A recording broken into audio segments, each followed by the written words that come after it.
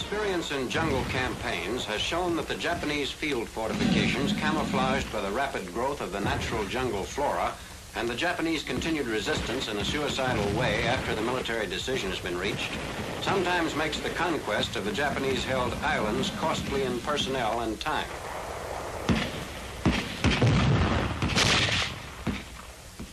The Chinese, with hardly the bare necessities for combat, and frequently without any gas protective equipment, have, it has been reported, been subjected to several gas attacks by the Japanese. Although warned that the use of gas against the Chinese would bring retaliation by our armed forces, the Japs have persisted in such practice when hard pressed.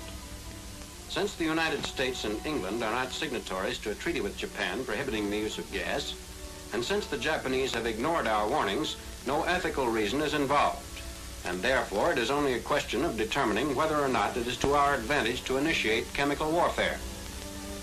To this end, the San Jose Project was initiated. The Japanese resorted to the use of gas against the Chinese only when hard pressed. Our forces are putting increasing pressure on the Japs to a degree not possible by the Chinese army. When driven to desperation, the Japanese reaction against our troops has been a frenzy of attack without thought of the cost to themselves. Illogical and unpredictable, they may resort to gas warfare without considering the cost. In that event, what will be the net result? These and many related questions demand carefully checked, accurate answers. Our own Chemical Warfare Service had little experience in testing chemical agents, weapons, and protective equipment under tropical conditions.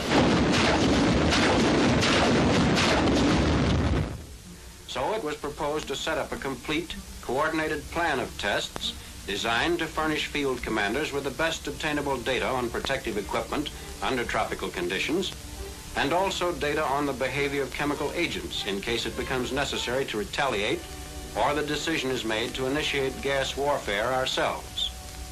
It was the decision of the Inter-Allied Chemical Warfare Committee that it be a joint project under the direction of an American officer. General William N. Porter, Chief of the Chemical Warfare Service, assigned General E.F. Bulletin to direct the project, and officers with military as well as technical background were chosen to staff it. English and Canadian Army officers and Royal Canadian Air Force officers were also assigned to the project. At preliminary conferences in Washington, experimental work done by the British at their chemical warfare jungle proving grounds near Innisfail, Australia, and Rawalpindi, India, was carefully studied while the test program was being prepared. During the planning period, the Navy and Marine Corps checked on the program of tests, and the Navy furnished 4 officers, including 3 aerologists who worked with the Air Corps meteorologists on micrometeorology. The NDRC offered its services, and the project was very fortunate in having 28 civilian scientists from Divisions 9 and 10 under the able leadership of Dr. Blasé of the Northwestern University laboratories attached to it. These gentlemen had been working in conjunction with the Chemical Warfare Service at Dugway Proving Ground, Utah, and Bushnell, Florida, on similar work, during which time they had developed new instruments and a technique for measuring gas concentrations to a degree and accuracy not before obtainable. Without their able assistance, it would not have been possible to obtain much of the highly technical data which is in the written report and on which many of the conclusions are based. After a survey of the Southwest Pacific Theater and the Caribbean area, San Jose Island in the Perlis Group was selected as the test ground, since the climate and flora are similar to that which has been found in the Southwest Pacific, and supply and availability of aircraft were more satisfactory. This island, which has not been inhabited since 1871, is covered with virgin jungle. San Jose Island is 7 miles long by 4 miles across at its widest point. The main ridgeline of the island runs north and south up its longest dimension and attains a height of about 400 feet at its highest points. Parts of the island are broken and quite rugged. There is some difference in flora on the east and west slopes. In general, the eastern slope contains large trees and has a high jungle canopy, while the western slope does not contain many large trees and is a tangle of bush and vines at ground level. The island's flora is said to be typical of secondary forests found in the coastal areas of the larger islands in the East Indies and Burma. There are a few small tidal swamps on the island, and the weather is said to be similar to the Southwest Pacific area. So it is believed that the data obtained by these tests can be relied on to furnish accurate information on which to base plans for possible future gas operations in areas covered by tropical jungle. New Orleans was designated as the port of embarkation for both personnel and supplies. The bulk of the personnel and munitions to be tested, testing equipment, and test animals were shipped to Balboa Canal Zone and there transshipped by barge and small steamer to the island. In order to conserve time required to build a dock, supplies were landed by barge, taking advantage of the large tides that exist in that area.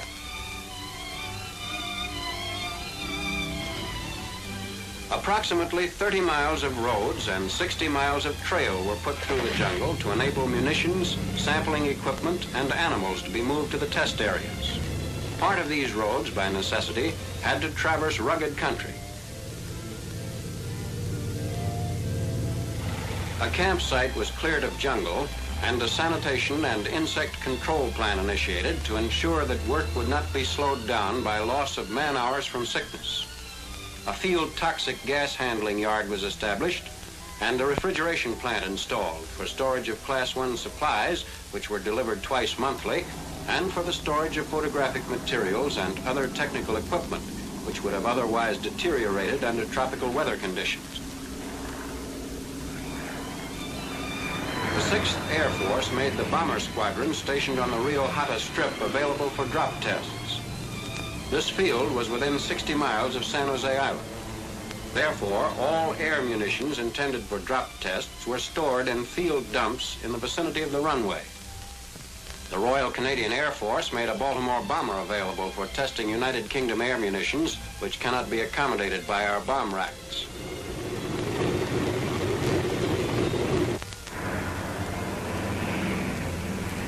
The organization of the personnel for carrying on the investigations included the technical group, made up of civilian scientists from the NDRC and technically trained Army, Navy, and United Kingdom Army officers, which conducted the tests, and a command and staff group which evaluated the technical information from the user's viewpoint.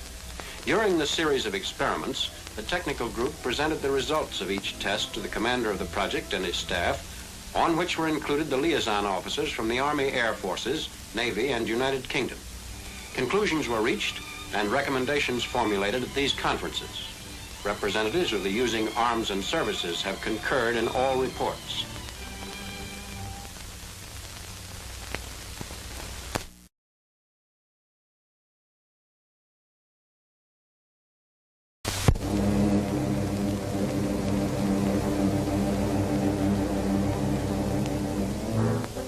Mustard gas is the defender's best agent in the tropical jungle. As the Japanese are on the defensive, we must continually advance through dense vegetation to get at them, and therefore our first series of tests was designed to discover how effective our protective equipment would be against that agent in both liquid and vapor form. To begin with, the ability of our troops to wear this equipment for long periods was tested. Some doubt had been expressed as to whether the wearing of impregnated clothing and protective ointment could be endured in the tropics. In this test, an infantry company from the Mobile Force Panama Canal Department wore ointment and impregnated uniforms in a two-sided free maneuver lasting 13 days. The men wore this equipment for 7 days and nights without removing their uniforms. 2 pairs of socks were issued and were alternated each day. At the end of 7 days, the men were allowed to remove their uniforms for 2 hours and take a bath, after which they put the same impregnated uniforms and socks back on and wore them for an additional 6 days. Each day, the men were checked for signs of skin irritation caused by the impregnated clothing. They were questioned as to the degree of discomfort due to such skin irritation as was found. The final check showed that the impregnite has some irritating effect. While annoying, the irritation was not sufficiently severe to cause any of the men to fall out during the maneuver. At the end of the 13th day, all the men stated that they felt they could continue in the field wearing the same uniform. The protective ointment was found to be soluble in the mosquito repellent, which had to be used each night. This is a serious defect, as the soldier removes the ointment as he applies the repellent. However, this can be remedied by making the repellent the solvent for the active ingredient of the ointment. Thus, the repellent and ointment can be applied together without losing the effectiveness of either. Men were dressed in 1 1/2 thicknesses and 2 thicknesses of impregnated coveralls, which are less irritating to the skin than 1 thickness. Any added discomfort due to greater warmth appears to be negligible. Having established the wearability of protective clothing, the degree of protection it offers under tropical conditions was next tested. Men were sent through the jungle in the presence of mustard gas vapor and liquid. It was established that 2 layers of impregnated clothing will give complete protection against any concentration of mustard gas vapor that it is practicable to set up in the field. On the other hand, there is a hazard from liquid mustard gas in the jungle for about 3 hours after a bombardment, against which the impregnated uniform will not give protection. From a long series of these tests, it can be generally stated that 6 hours after a mustard gas bombardment, men with impregnated uniforms can enter and occupy with safety a contaminated area in the jungle, while troops without impregnated clothing cannot occupy the same area for 48 hours without expecting casualties.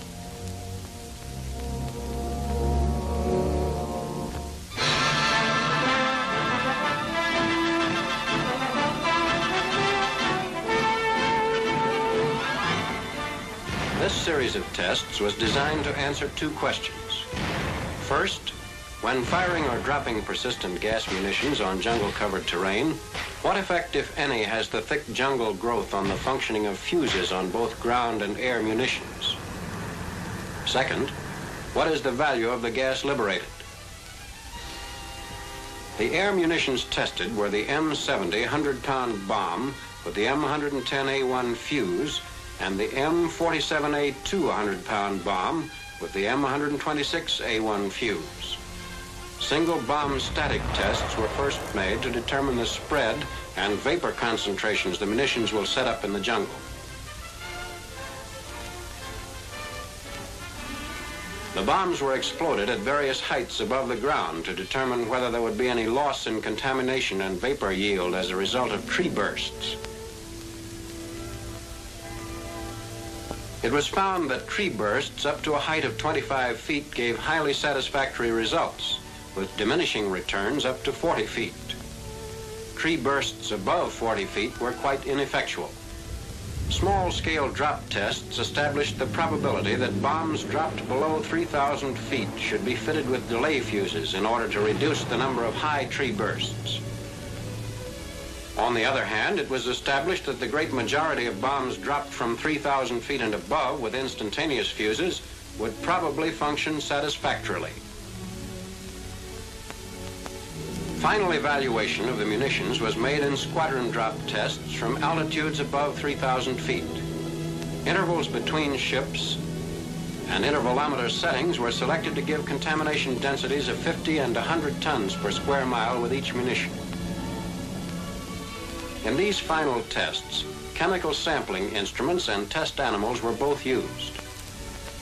However, since mustard gas is somewhat more active and the human skin probably is more sensitive under tropical conditions, false conclusions might have been reached had results been judged on a comparison of chemical sampling data with physiological effects obtained in laboratory tests in the States.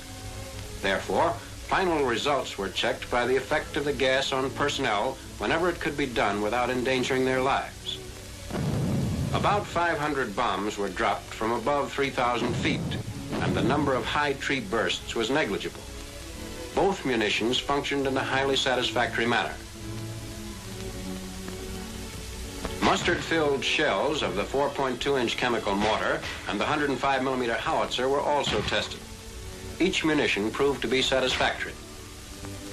Due to the greater capacity of the 4.2-inch chemical mortar shell as compared to the 105mm howitzer shell, fewer rounds are needed to lay down the same quantity of mustard gas.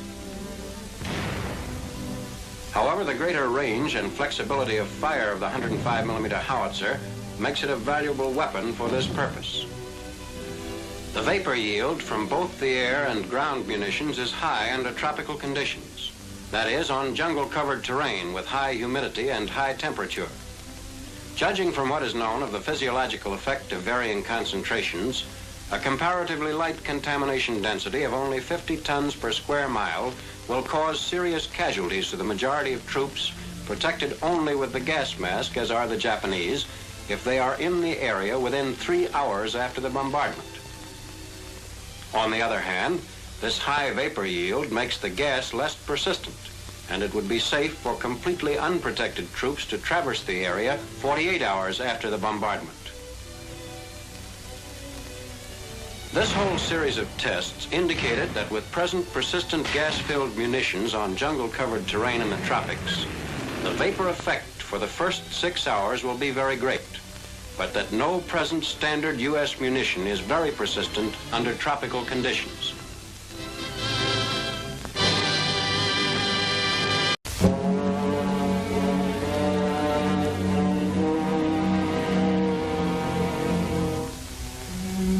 Non-persistent gas can be used with less restrictions by an army on the offensive.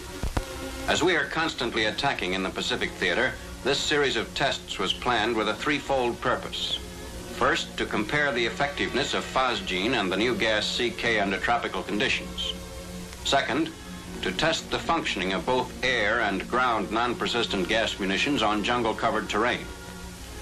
And finally, to test the practicability of breaking Japanese gas mask canisters with CK and the determination of how our own latest canister stands up to this gas under tropical conditions.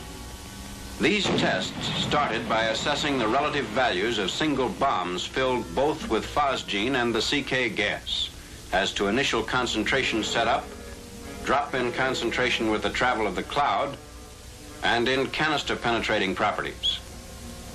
Gas concentration recording instruments developed by the NDRC in the laboratories of the California Institute of Technology made it possible to arrive at a more accurate determination than was formerly possible. Unmasked goats and goats protected by masks fitted with Japanese and German, as well as British and our own canisters, were used as a check. Canister tests were made also with the mechanical breather, which draws air through a canister in the same average quantities and at the same average number of inhalations per minute as does a man. From these initial tests was determined the desired spacing of bombs to maintain a lethal concentration throughout an area. The best ground pattern was worked out and checked by small-scale multiple bomb static tests. These results were translated into Air Force operating procedure. It was established that phosgene is much inferior to the new gas CK in the jungle, as phosgene is quickly absorbed by the lush jungle growth and the concentration drops off quite rapidly as the cloud travels. On the other hand, very little CK is lost by absorption, and therefore its cloud has a greater range of travel at an effective concentration. Final results of the air munitions were judged on 6 drop tests conducted by a squadron of B-24 bombers of the 6th Air Force operating from the Rio Hatta Strip on the Isthmus.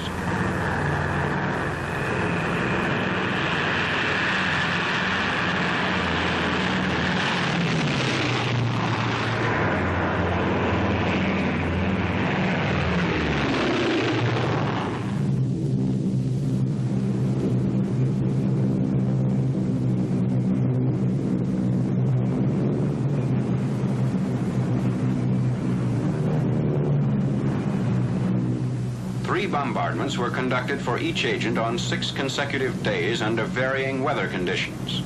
The overall picture thus obtained established beyond reasonable doubt the superiority of CK over phosgene on jungle-covered terrain.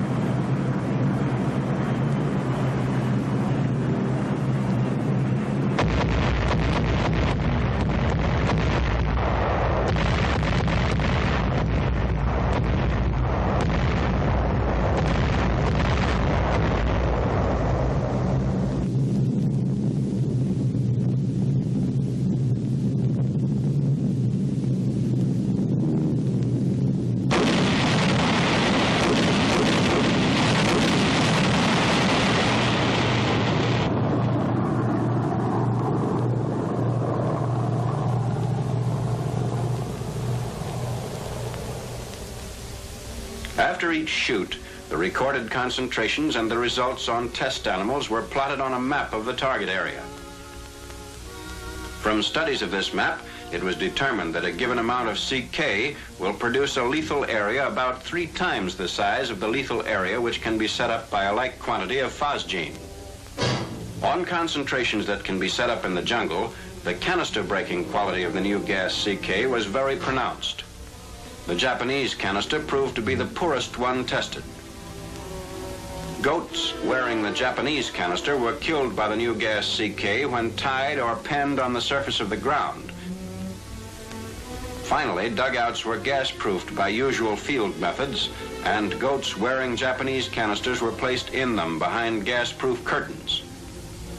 Within a few minutes after the cloud of CK reached the dugouts, it had penetrated the gas proofing, broken the Japanese canisters, and killed the goats wearing them.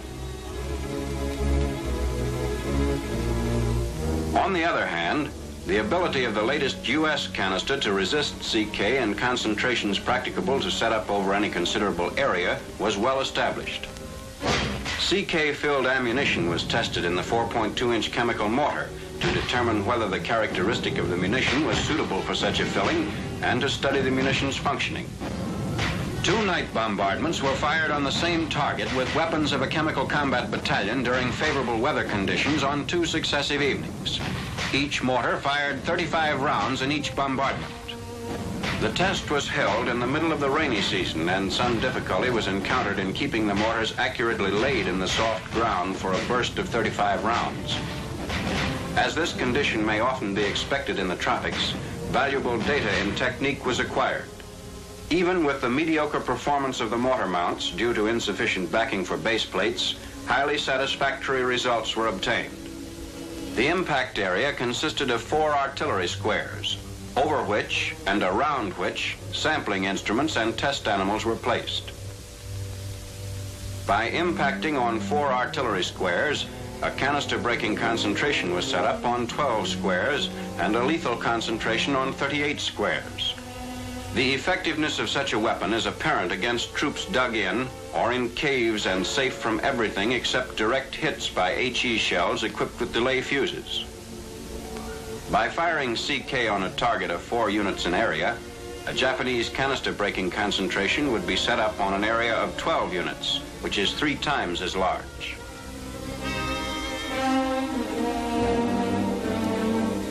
And on an area of 38 units, or 9 1/2 times the size of the impact area, a lethal concentration would be set up which would kill a Jap whose mask leaked or who failed to get it on in time. From these tests of both air and ground munitions, it was established that CK is a very effective agent in the jungle. And in considering the relative ability of the Japanese gas mask and our own gas mask to protect against CK, it is apparent that even if the Japanese have this new gas, its use by both sides would be to our advantage.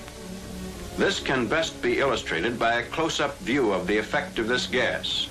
Cameras were placed at close range to record what happened and were operated by remote control from a safe distance. The goat on your left is equipped with a U.S. Army canister containing charcoal which has been treated with the ASC catalyst, the method of treatment and formula for which are secret. The goat in the middle is wearing a Japanese Army canister. The goat on your right is unprotected. The middle goat with the Jap mask refused to face the firing squad, as you can see. He is only sulking and is just as healthy and just as much alive as the others, for the time being.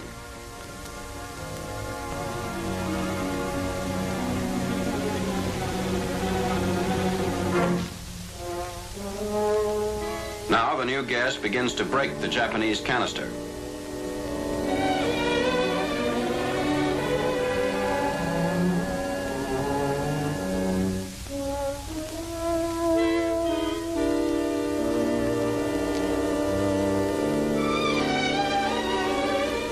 Both the unprotected goat and the middle goat wearing the Jap canister were killed by the CK.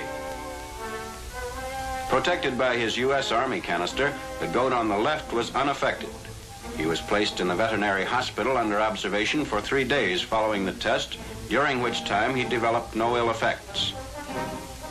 thus proving that Allied troops protected by the latest U.S. canisters would be unharmed by a concentration of CK sufficient to penetrate Japanese canisters and cause heavy casualties.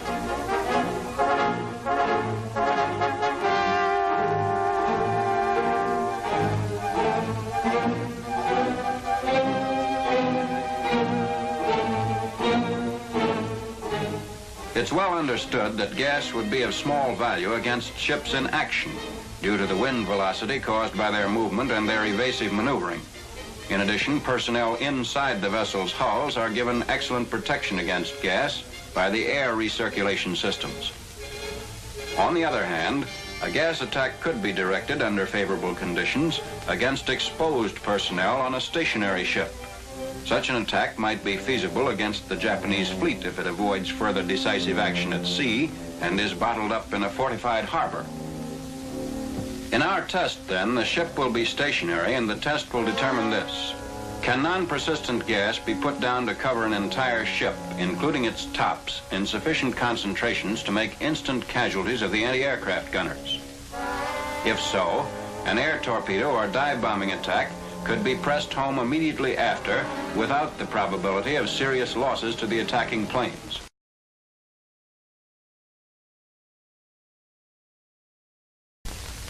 In selecting material for the test, it is obvious that the impact fuse used on gas bombs against land targets would be unsatisfactory against a ship target. The cooling caused by the quick expansion of the concentrated gas leads it to mushroom and flatten out.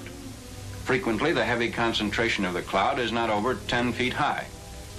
Thus, while it would be effective against land personnel in dugouts and foxholes, the low cloud would not ensure casualties among gunners stationed above a ship's main deck.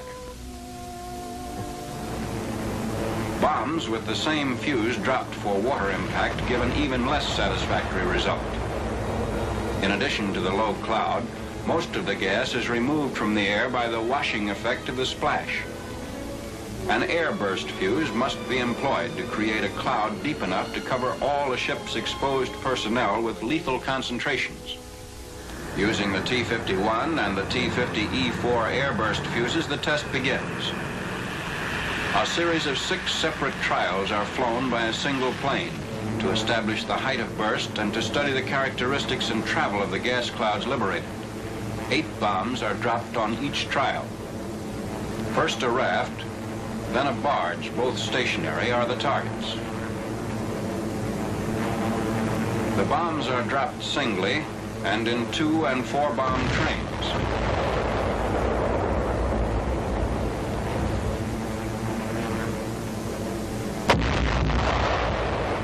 From these tests, it is established that the T-51 fuse is superior to the T-50E4, that the average height of burst is about 75 feet, that the gas cloud does not immediately drop and mushroom, but remains as high as the superstructure and tops of the ship for some minutes.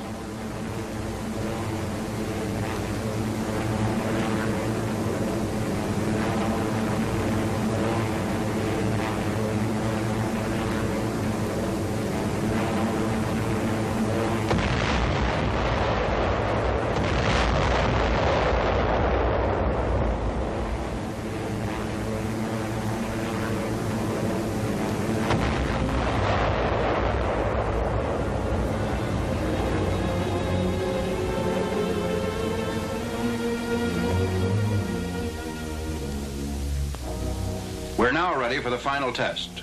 The target is a ship's hulk with 2 barges moored to its stern, 700 feet overall. This gives a length of target equal to the Nagato class of Japanese battleship.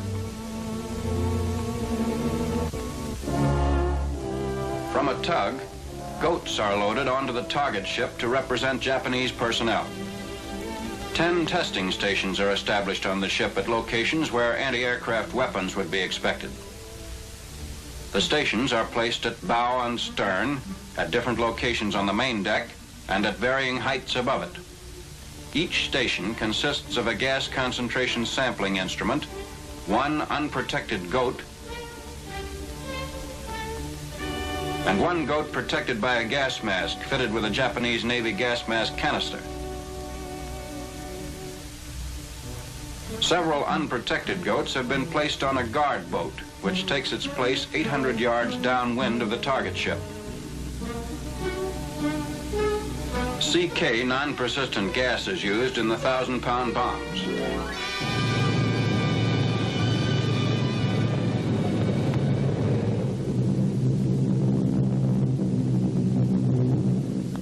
"11 B-24 bombers make up our squadron, to which are attached 2 planes for observation and photographic purposes.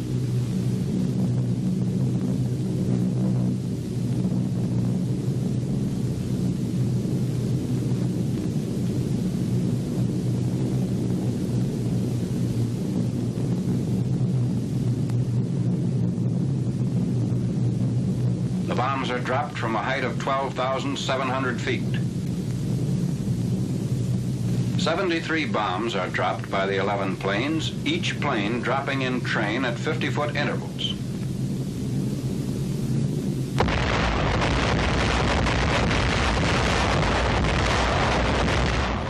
The 11 fuses give ineffective high bursts, and the bomb release mechanism of one plane initially jams, causing a delayed and ineffective oversalvo. The gas cloud completely covers the target, horizontally and vertically. Its duration on the ship is 16 minutes in low variable winds not over 2 7/10 miles per hour.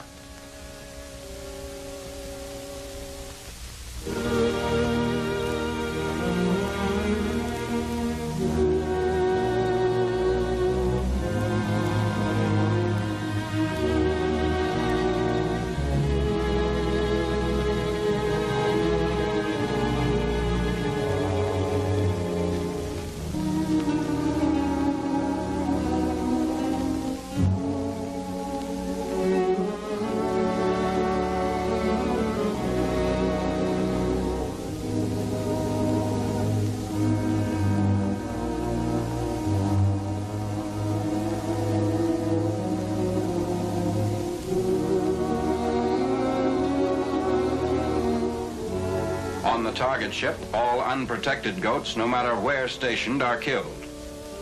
Also, all unprotected goats are killed on the guard boat stationed 800 yards downwind of the target ship. 30% of the masked goats are killed.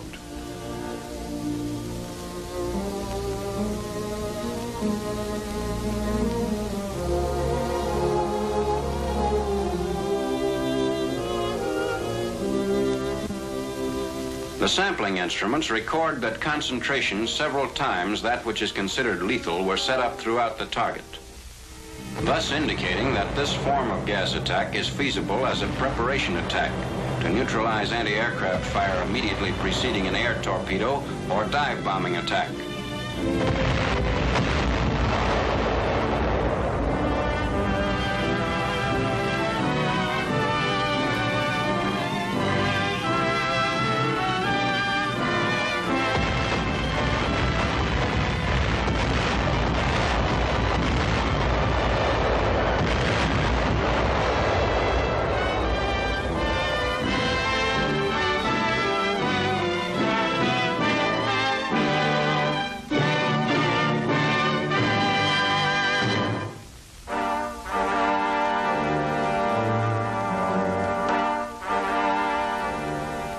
From this program of tests, the following conclusions are reached in regard to defense against chemical warfare.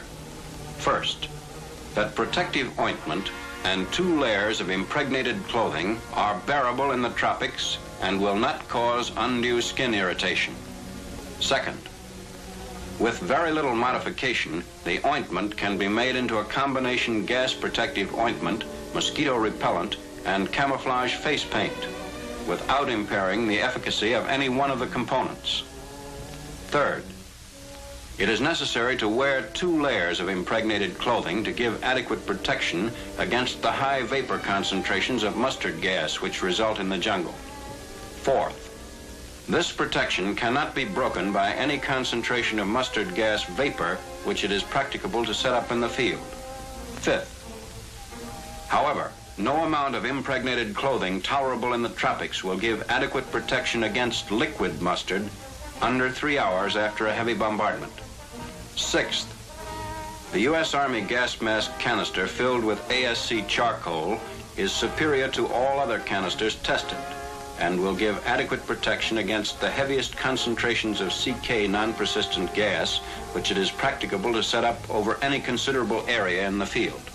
In regard to offensive use of chemical warfare, it is concluded, first, that all our standard gas munitions, both ground and air, are satisfactory for use on jungle-covered terrain. That CK as a non-persistent gas and mustard as a persistent gas are very effective under tropical conditions. Third, that the Japanese gas mask canister is inferior to all other canisters tested and will not give adequate protection against CK non-persistent gas. Fourth, it is concluded that non-persistent gas could be used successfully in a first surprise attack against the anti-aircraft personnel of an enemy fleet at anchor in preparation for an air torpedo or dive bombing attack. So, finally, the conclusion is reached that gas would be more effective against Japanese troops than against our own, and therefore, if gas warfare is initiated, it will be to our advantage.